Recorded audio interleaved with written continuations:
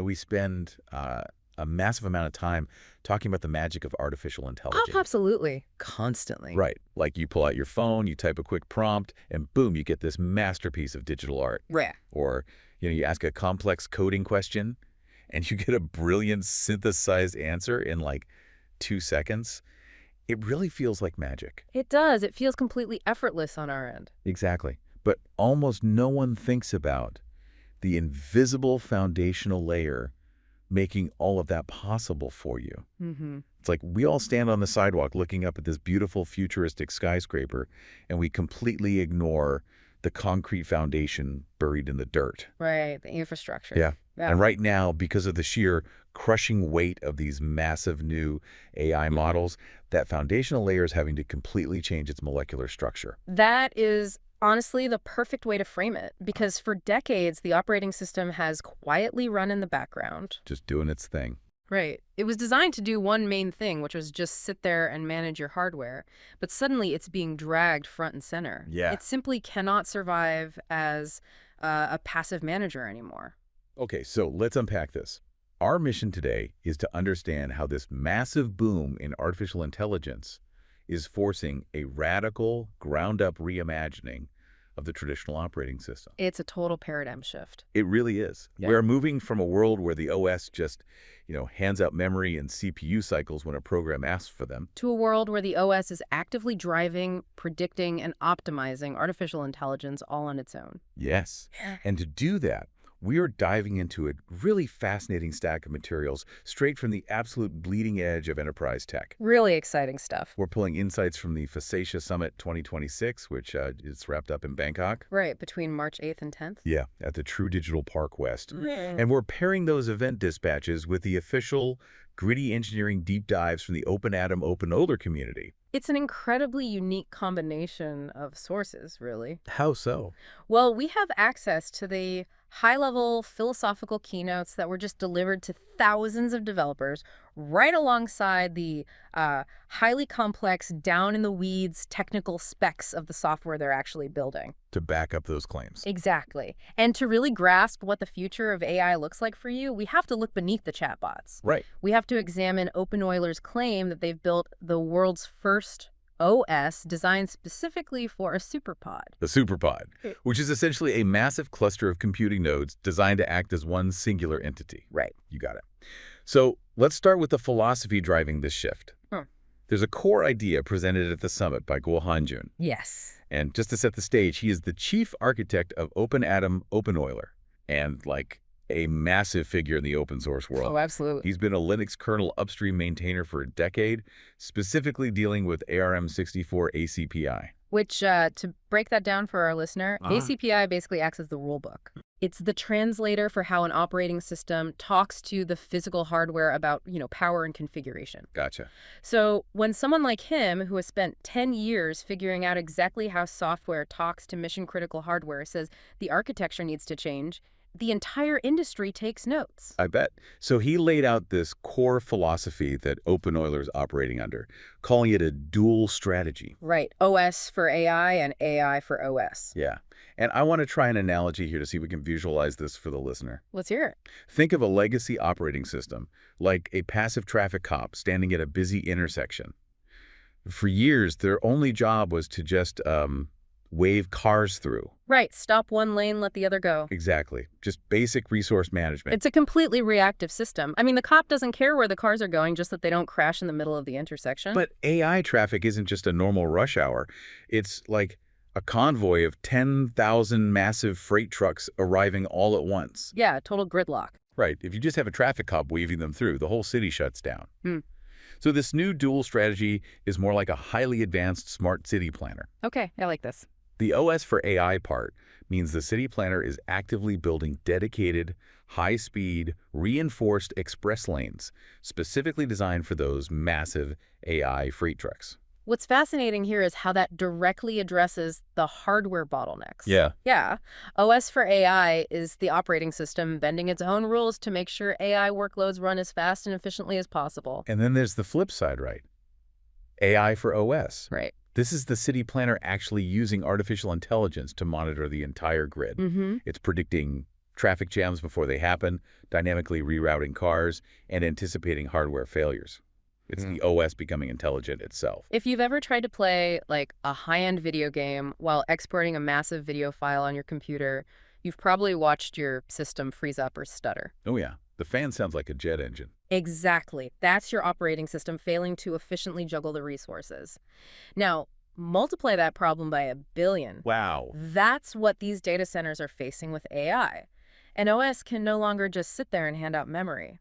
It has to orchestrate the flow of data intelligently. Because otherwise, the sheer volume of an AI workload will overwhelm the physical servers instantly. Precisely. Which brings us to the physical reality of how they are actually building this smart city. Right, the new release. We're looking at their latest release, openEuler 24.03 LTS SP3, which is powered by Linux kernel 6.6. Yes, released late last year. They introduced this concept called superpod synergy.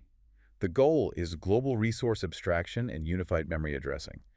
But I have to stop and push back on this terminology for a second. Sure, go ahead. Because global resource abstraction just sounds like standard cloud computing jargon. It does sound like it, yeah. Right. Are we fundamentally just talking about a slightly more efficient cloud server where I rent space? No, not at all.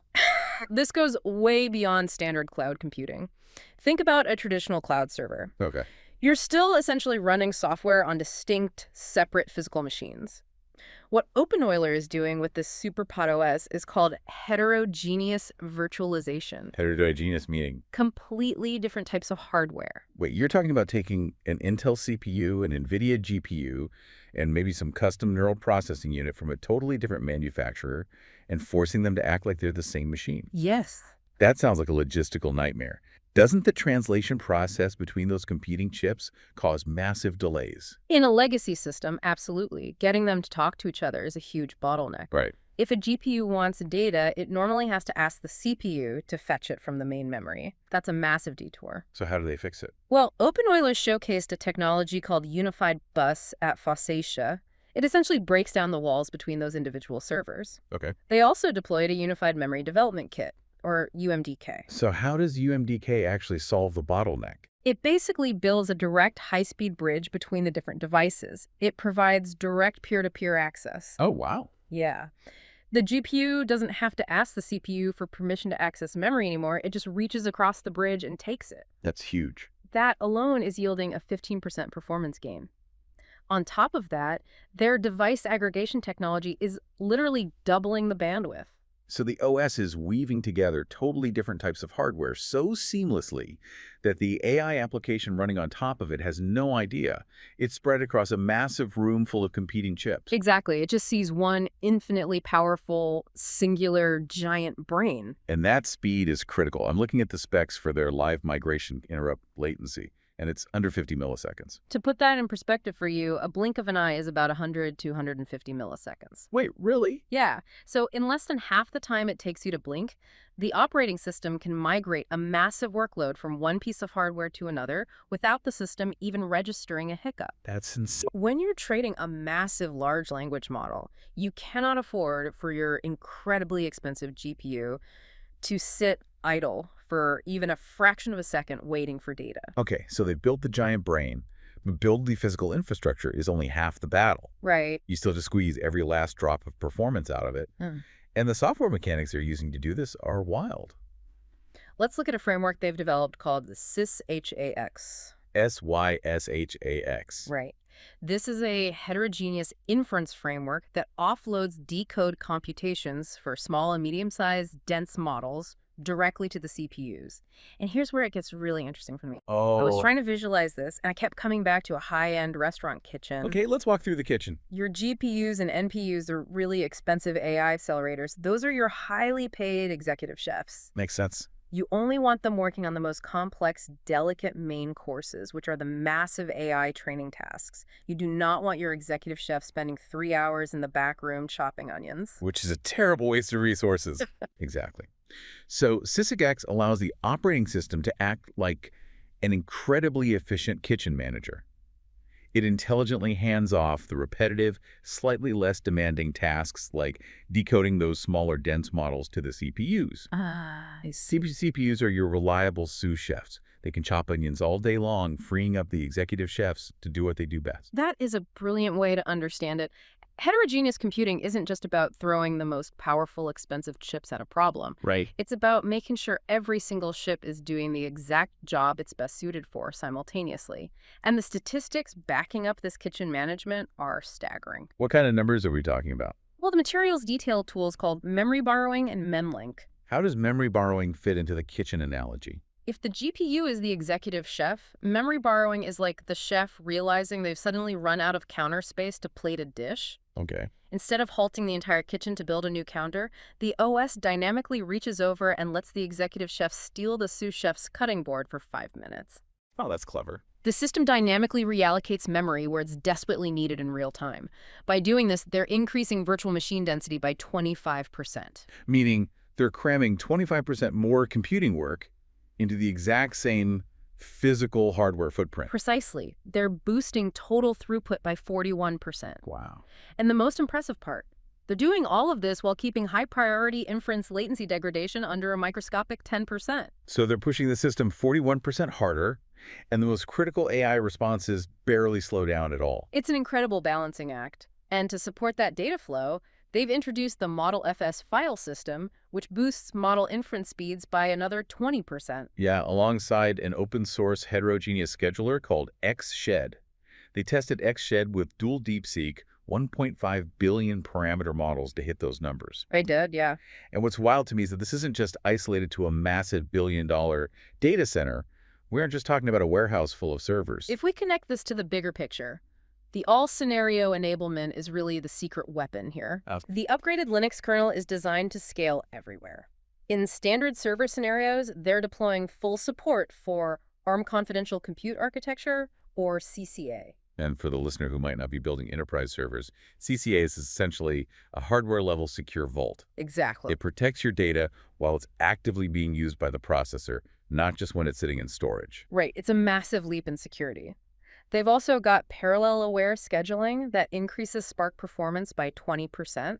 And then they push this massive brain all the way to the edge of the network. The edge, meaning the smart devices, the embedded systems, the industrial sensors out in the real world. Yes. They're using a technology called Uniproton to support multi-core deployment on edge devices. Okay. They've enhanced container co-location so they can deploy real-time operating systems out in the field. So they're taking the exact same intelligent dynamic resource management that runs the SuperPod data center and shrinking it down to run on the smallest nerve endings of the network. Yep. So whether you're talking to a massive cloud AI or an AI running locally on a factory floor robot, the performance is guaranteed. Which is a perfect pivot because all of this high-level math, these sub-50 millisecond latency metrics, the memory borrowing, I mean, none of it matters if actual human beings can't use it. That's very true. And that brings us back to the floor of the FOSSASIA Summit in Bangkok. Yeah. openEuler wasn't just up on a stage giving theoretical keynotes. No, they were down in the trenches as a platinum sponsor, sharing a huge booth with their partners from IceCAS and TongTech. FOSSASIA is famous for being an incredibly vibrant, hands-on, developer-focused environment. It's not a sterile corporate boardroom. Not at all. And you can see that in how they're presenting this massively complex technology. Yeah. During the AI sessions, Guo Hanjun introduced their out-of-the-box, open-source AI full-stack solution. It's called Intelligence Boom. And I absolutely love the contrast here. Yeah. They gave these software versions incredibly playful names, like 25.07 is called Hui Noodle, and 25.11 is Cow You Noodle. It's a very deliberate branding choice to make it feel approachable. It totally works. At their booth, they set up these dev stations with hands-on demos. They had random attendees walking up, and within minutes, creating an AI agent, running web servers, and doing AI-assisted scripting. They were showcasing A2A integration, too. Which is agent-to-agent integration, basically letting different AI bots talk to each other to solve complex problems. Right. We even have a quote from a developer at the event, Simon Ayong, who noted he's actively using openEuler right now to develop Kangji apps. Kangji being the next-generation programming language designed for massive scalability. Exactly. But I have to ask you about this extreme contrast. On one hand, we just spent 10 minutes talking about mind-bending enterprise specs. Yeah. Unified bus, heterogeneous chip coordination, direct peer-to-peer memory access. And on the other hand, they're naming their tech openEuler and Ugh. setting up little interactive dev stations so a hobbyist can walk up and build a bot. It's quite a spectrum. Why bridge those two extremes? What is the actual strategy in handing out data center grade tech in a Noodle-branded box? It comes down to the fundamental necessity of the open source philosophy. The strategy is absolute democratization. Okay, unpack that. Think about the sheer cost of everything we just discussed. If the ability to deeply integrate hardware to achieve that sub 50 millisecond CPU-NPU collaborative computing and memory convergence, if that is locked behind proprietary closed-source enterprise doors, what happens? Only the top 3 or 4 megacorporations in the world will ever have the infrastructure to build next-generation AI. Exactly. You'd need a billion-dollar hardware budget and a team of kernel engineers just to get your foot in the door. Right. By taking that deeply complex SuperPod OS capabilities, solving the hardware bottlenecks, and then wrapping it in an out-of-the-box open-source solution like Intelligence Boom, they're handing enterprise-grade power directly to everyday developers. Oh, wow. They're saying to the community, you don't need to spend 2 years figuring out how to write memory borrowing algorithms. We already solved the physics of the data center. You just focus on building a brilliant application. So what does this all mean for you, the listener, whether you're a software developer mapping out your next project or just someone fascinated by how the digital world is evolving around you? This deep dive reveals something crucial. Absolutely. The artificial intelligence revolution is not just happening in the chat windows or the image generators we see on our screens. It is fundamentally rewiring the concrete foundation of computing itself. The operating system is no longer just a rigid, passive program. It's evolving into a living, breathing foundation, custom-tailored for heterogeneous computing, constantly shifting, predicting, and optimizing in real time. It is a profound structural shift for the entire industry. And, it raises a really fascinating, somewhat unsettling question that I think we all need to ponder as we watch this space evolve over the next few years. Well, if we follow the AI for OS philosophy to its absolute logical conclusion, we're talking about an operating system that actively uses artificial intelligence to monitor itself, to schedule its own tasks, and to dynamically optimize its own architecture. Okay, that sounds great, but But what happens when the AI gets so advanced that it starts rewriting its own kernel code in real time to find efficiencies that humans never thought of? oh, wow. I didn't even think about that. Right. If the OS is constantly inventing new logic structures to manage hardware better, what happens when a human engineer tries to open the hood and debug a system crash, only to realize the operating system is now running on a set of rules that a human didn't write and, frankly, can no longer even comprehend? The ultimate black box, but it's running our entire infrastructure. Exactly. That invisible foundational layer might be getting a little too smart for us to manage. That is absolutely something to mull over. Thanks for joining us on this deep dive, and we'll catch you next time.